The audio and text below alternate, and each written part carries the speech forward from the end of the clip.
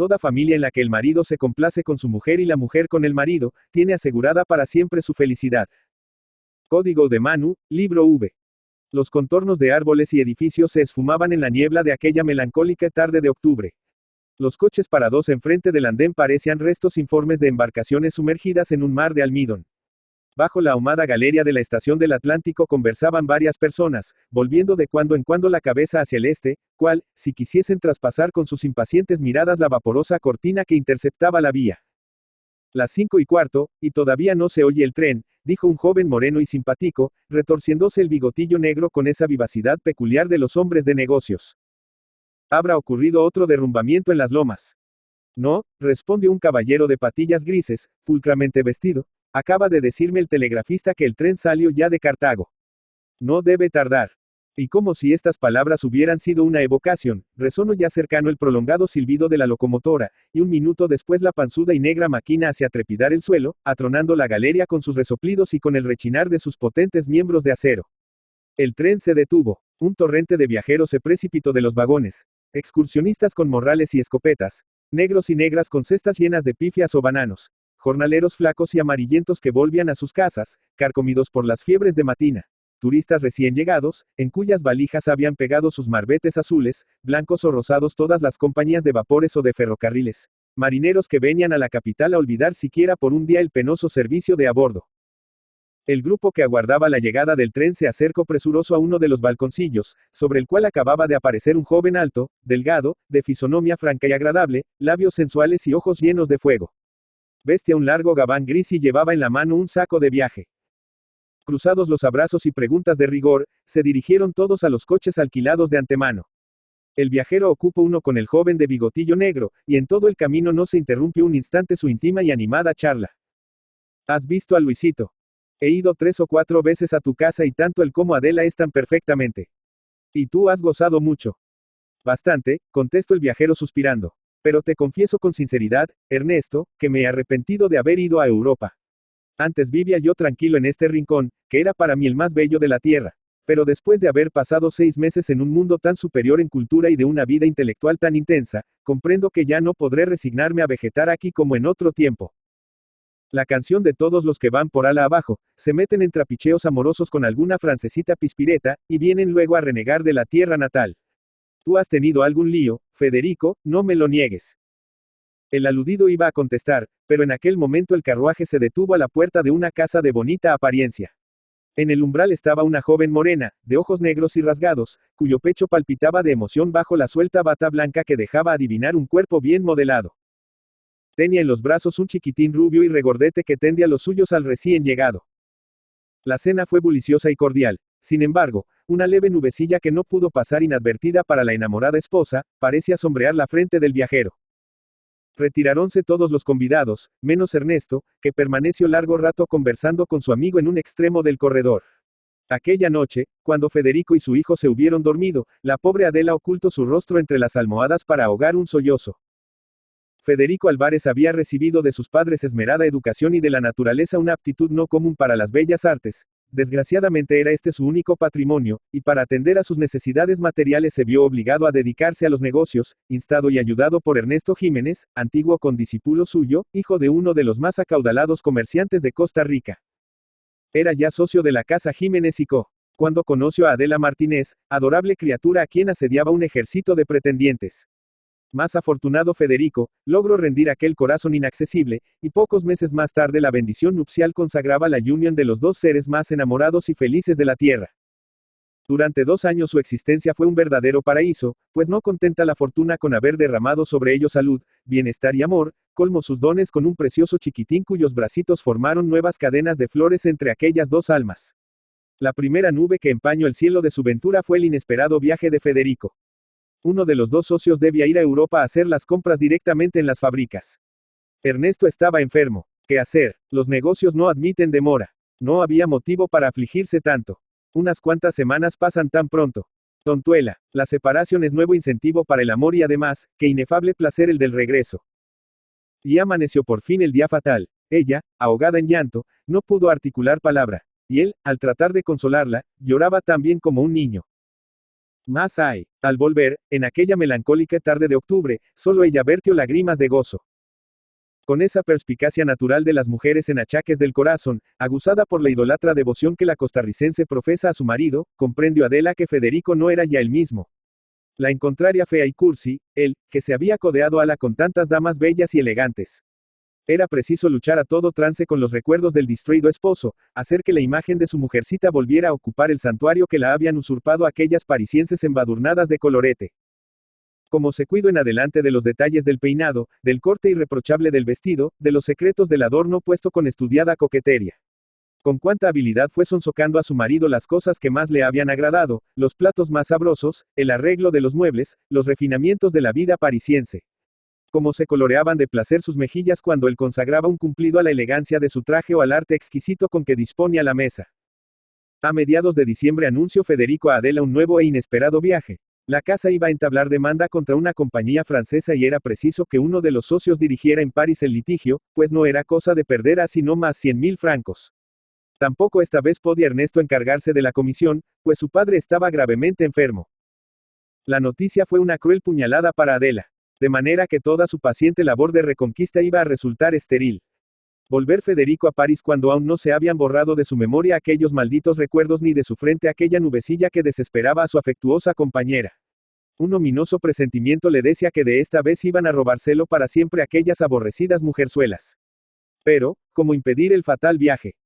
Quedaba un recurso, ir ella y llevar también a Luisito. No, jamás se atrevería a proponérselo a su esposo. No eran ricos, y un viaje de algunos meses cuesta mucho dinero.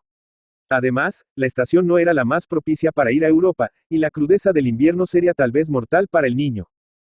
Y la pobre desde entonces vertió amargo llanto, y solo tuvo un momento de consuelo cuando vio que su marido partía conmovido y lloroso. Benditas lágrimas que fueron para ella un rayo de esperanza. Sus temores eran, pues, absurdos. Él la amaba todavía. Nevaba. Los carruajes que desembocaban sin ruido en la calle de Richard se detenían en el círculo luminoso que proyectaban los faroles de Folies Bergères, para vaciar bajo la marquesina del teatro su cargamento de mujeres alegres. De un coupé descendió una pareja que atrajo las miradas de los curiosos. Ella, era alta, blanca, de pelo castaño, hermosos ojos pardos, agrandados por rizadas pestañas, cuerpo airoso y andar de reina. Él, bien formado, de rostro varonil, correctamente trajeado, pero con ese algo indefinible que en París delata a la legua al forastero. Así que se hubieron despojado de sus abrigos de pieles, se sentaron en un diván y pidieron una copa de menta. Hoy te encuentro triste, chiquillo, dijo ella. ¿Estás fastidiado ya de tu gatita? El joven la oprimió cariñosamente la mano y respondió. Esta tarde encontré en el hotel una carta en la cual me anuncian que mi Luisito está enfermo. Por un resto de pudor, Federico se había hecho pasar por viudo cuando en su primer viaje se enamoró de Marta. 6 semanas hacía que estaba en París y era esta la segunda mala noticia que le llegaba de Costa Rica. La primera fue el telegrama en que le anunciaban la muerte del padre de Ernesto. No te aflijas por eso, le replicó Marta, los niños se enferman a menudo, pero rara vez de cuidado. La novedad del espectáculo y la animación del público no tardaron en disipar la melancolía de Federico, y cuando se separó de su amada, después de cenar con ella en el café Terminus, su rostro había recobrado su habitual jovialidad. Los pensamientos siniestros volvieron a asaltarle en la soledad de su habitación. Allí sobre la mesa estaba la fatal carta. Luisito está muy enfermo. Hace 3 días que no me separo ni un momento de su camita. Hoy no ha hecho más que repetir, ¿quién lo ve la papa? Y yo no he hecho más que llorar al oírlo. Por Dios, Federico, vuelve pronto, si no quieres que me muera de desesperación. Este grito de sincero dolor le barrenaba la conciencia. ¿Cómo había podido envilecerse tanto? ¿Cómo había podido olvidar tan completamente a los seres queridos que al otro lado del Atlántico suspiraban por él a todas horas? Ah, si Ernesto y sus amigos le vieran por las tardes en el bosque de Boulogne, reclinado en una carretela con la hermosa Marta, por las noches en el fondo de un palco, siempre con ella, como una pareja de recién casados. Y acaso en aquellos mismos instantes, ala en Costa Rica, una mujer pálida y llorosa se postraba ante la imagen de la Virgen para orar por él, o se inclinaba ansiosa sobre una camita blanca, en donde se consumía un chiquitín angelical devorado por la fiebre. Y Federico se reprochó su infame conducta y maldijo la hora en que se dejó aprisionar en las sedosas redes de una mercenaria del amor. Su presencia no era ya necesaria en París, pues el litigio iba pronto a terminar favorablemente. ¿Por qué no partir? Sí, estaba resuelto. Tomaría el primer vapor. Pero en la mañana siguiente, cuando quebrantado por el insomnio se levantó decidido a preparar el viaje, un perfumado billete de Marta desbarató sus propósitos con la misma facilidad con que el sol de la mañana derrite la escarcha de los prados. Pasó el invierno y el lozano abril cubrió de yemas las escuetas ramas y de pajarillos el bosque. La luz entumecida comenzó a desperezarse en los cielos, llenando de sonrisas los campos y los corazones. Por las arterias de la gran ciudad discurría más apretado y bullicioso el gentío, ansioso de respirar el aire vivificante de la primavera. Y aturdido, embriagado, prisionero en las sedosas redes de la cortesana, Federico fue dejando en los tortuosos senderos del vicio elegante los últimos jirones de su virtud. Ya no pensaba en regresar a su patria, y escribía muy de tarde en tarde cartas frías y lacónicas. Cosa extraña, los párrafos le salían demasiado cortos y su pluma se resistía a las ternezas. No encontraba qué decir, y las frases cariñosas sonaban en sus oídos como los versos huecos de un drama romántico, recitados por un actor desmañado. Qué diferentes las cartas de Adela. Largos pliegos nutridos de amor, de fervientes votos, de dulces recuerdos, de apasionadas súplicas. Luisito seguía muy delicado de salud y los médicos consideraban mortal una recaída. Ernesto se había mostrado tan servicial y solicito durante la enfermedad del niño, que jamás podría agradecérselo bastante. Una sospecha cruzó por la mente de Federico. ¿No sería aquella enfermedad una piadosa invención de su mujer para obligarle a regresar más pronto? Esta duda contribuyó no poco a prolongar su estada en París. Repentinamente las cartas de Adela fueron menos frecuentes y más cortas. La última, la más breve, glacial e incisiva como una espada, contenía frases enigmáticas que sumieron al esposo infiel en un mar de confusiones. Una de Ernesto recibida por el mismo correo, dio la clave del enigma. Adela lo sabía todo.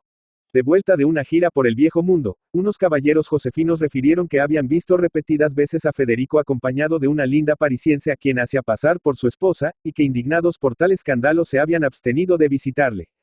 Sin duda una amiga indiscreta y oficiosa se había apresurado a llevar la noticia a Adela, con esa malévola presteza que pone la humanidad en sus acciones siempre que se trata de amargar la felicidad del prójimo. La carta de Ernesto. ¿Cuántas veces la leyó aquella noche el pobre Federico, repitiendo con lágrimas en los ojos las severas reconvenciones que le azotaban el rostro? Permanecería sordo al vigoroso llamamiento de la amistad. Tan degradado estaba que no podía quebrantar las vergonzosas cadenas con que le había uncido a su carro una mercenaria del amor. Otra vez, tras largas horas de insomnio y de lucha, le sorprendió la aurora, armado de la firme resolución de marcharse. Y otra vez las lágrimas y los besos de Marta le retuvieron con su invencible hechizo. Su pasión se avivó desde entonces, cual si atormentado por la conciencia quisiese ahogar en el placer sus recuerdos y en las copas de champaña sus remordimientos. Una mañana, al volver a su cuarto después de una orgia, le entregaron en el hotel un telegrama de Costa Rica. Estaba firmado por Ernesto y contenía solo 2 palabras: Luisito murió. Pasaron las frescas auras de la primavera y caldeó el suelo el sol abrasador del estio. Los parisienses comenzaron su peregrinación anual a las estaciones balnearias y a los rincones de provincia en busca de una atmósfera menos sofocante. Pero Federico, cada vez más enamorado de aquella mujer que había tenido la delicadeza de vestir de luto por Luisito, no pudo ir con ella a Biarritz. Desde el fatal telegrama no había vuelto a recibir noticias de su patria. El silencio de Adela era explicable, más, porque había pasado Ernesto tanto tiempo sin escribirle. Se acercaba ya la época de la liquidación de la casa Jiménez y Segrado y era indispensable partir para Costa Rica. Así lo exigían además sus propios negocios, un tanto embrollados por los fuertes gastos de los últimos meses. Trabajo le costó convencer a Marta. El viaje era inevitable, pero una vez arreglados sus asuntos volvería a reunirse con ella. Llevarla, no, era imposible, la travesía es larga y penosa y además, él no se atrevería a desafiar las preocupaciones de una sociedad mojigata. Olvidarla, nunca, no había desatendido por ella sus propios intereses y permanecido en París más de lo conveniente. El transatlántico Normandí, que zarpó de Burdeos el 8 de septiembre, llevaba a su bordo gran cantidad de pasajeros, pero ninguno de ellos dio tantas señales de tristeza al perder de vista las costas de Francia, como aquel joven costarricense que dejaba en el torbellino de París los jirones de su virtud y las ruinas de un hogar antes inmaculado y venturoso. El vapor avanzaba rápidamente, cortando sin cabecear las rizadas ondas y las blancas rayas con que las corrientes interrumpen a trechos la tersa llanura. Dentro del círculo perfecto del horizonte no se divisaba ni una vela ni la sombra de una costa. El océano presentaba ese color gris mate que le comunica el cielo encapotado. Diseminados por la cubierta, los pasajeros dormitaban en sus sillas de lona. El capitán inmóvil en el combes miraba fijamente, al oeste, con el anteojo apoyado en uno de los obenques. En la proa, de codos en la borda, un viajero recorría con ojos meditabundos la lejana curva. En que pensaba, 10 meses antes se había alejado por segunda vez de aquellas playas que de un momento a otro iban a surgir ante su vista. 10 meses hacia que, embriagado por la perfumada atmósfera de la Babilonia moderna, había arrancado de su mente el recuerdo de la tierra donde nació, donde amó, de aquel rincón bendito que guardaba las cenizas de sus mayores y también hay las de su hijito. ¿Cómo presentarse ahora ante la santa mujer cuyo corazón había destrozado tan villanamente? Le perdonaría ella el insulto, la traición y sobre todo el silencio, el inconcebible silencio que guardo al saber la muerte de Luisito. Ahora, libre de la fascinación de la ciudad maldita, al respirar de nuevo las brisas de la patria, pudo comprender Federico toda la monstruosidad de su conducta. Por su memoria desfilaron como en la cinta de un cinematógrafo, las escenas de su niñez y de su juventud, las imágenes de las personas queridas, el cuadro del hogar venturoso, el bello y moreno rostro de su compañera y aquella cabecita rubia que ya no volvería a cubrir de besos. En el confín del horizonte, hacia el poniente, surgió de pronto una línea oscura. Poco a poco sus borrosos contornos se fueron dibujando con más precisión, y por último los azules picos de las montañas costarricenses aparecieron sobre las aguas. Volvería a surgir de sus ruinas el dulce hogar tan torpemente destruido. Encerraría tal tesoro de abnegación el alma de su esposa que pudiese el esperar el olvido de lo pasado. Le rechazaría al verle arrastrarse a sus pies, dispuesto a borrar con su sangre tantas infamias. Se atrevería él a arrostrar la mirada de desprecio de Adela y a profanar con su presencia aquella casa que manchó con su adulterio. Percibíase ya con toda claridad el puerto de Limón con sus techos grises y rojizos, sus diminutas banderas y sus muelles semejantes a las delgadas antenas de un insecto. El sol de la mañana bronceaba la cabellera de humo de los vapores anclados y hacía resaltar los verdes abanicos de las palmeras de Piuta y de la Ubita. Benditas brisas de la patria, que traen consuelos al corazón dolorido. El pobre viajero aspiraba embelesado, acariciando con la vista la tierra natal, la única que hace desbordarse del pecho la emoción y de los ojos las lágrimas. Qué vértigo le había acometido al dejarla. Cómo había podido vivir tantos meses sin tenerla a todas horas presente en su pensamiento. Qué infernal obcecación le había hecho preferir las caricias de una cortesana al casto beso de una esposa enamorada y bella. Había estado loco, sí, y al recobrar ahora la razón se despreciaba a sí mismo y se proponía reparar el daño con una vida de expiación y de ternura. Iría a hospedarse en un hotel, Ernesto se encargaría de preparar la reconciliación. Porque no habrían de brillar nuevamente los días felices de otro tiempo. El vapor ancló a las 9 de la mañana. Un tren expreso estaba listo para conducir a los viajeros a la capital. Apenas el tiempo indispensable para sacar de la aduana el equipaje y prevenir con un telegrama a Ernesto. Federico no encontró en el puerto ninguna cara conocida. Mejor. El tren llegó de noche a San José, bajo una lluvia torrencial. La estación estaba desierta. Una berlina condujo a Federico al Hotel Imperial, en donde se hospedó con un nombre supuesto. Habría recibido Ernesto su telegrama. Estaba impaciente por verle para pedirle noticias de Adela. Dieron las 8, y no pudiendo dominar su ansiedad, resolvió interrogar mañosamente al camarero que le sirvió la cena. ¿Qué le contó aquel hombre? Conversó realmente con alguien aquella horrible noche. No era todo una espantosa pesadilla. Bajó las escaleras como un loco y se lanzó a la calle azotado por el viento y por la lluvia. Corrió a su casa y la encontró cerrada, oscura y triste como una tumba. Voló a la de Ernesto y un criado confirmó la fatal noticia. Regresó al hotel tan anonadado que ni siquiera se le ocurrió quitarse la vida para librarse del dolor y de la vergüenza. Oh, los miserables. Hacía apenas algunas semanas que ella había partido para Nueva Orleans, bajo el pretexto, según los decires callejeros, de reunirse con el único pariente que le quedaba en el mundo, una anciana, casada con un comerciante norteamericano. Él, para salvar las apariencias, se había marchado unos días después. Todo San José comentaba el escándalo, no sin disculpar hasta cierto punto a la esposa que, herida en su dignidad, despechada, abandonada cruelmente, había puesto los ojos en el único hombre que solicitó, delicado y cariñoso, la había colmado de atenciones y consuelos. Recorriendo su cuarto como un tigre enjaulado, rumiaba Federico 1000 proyectos de venganza.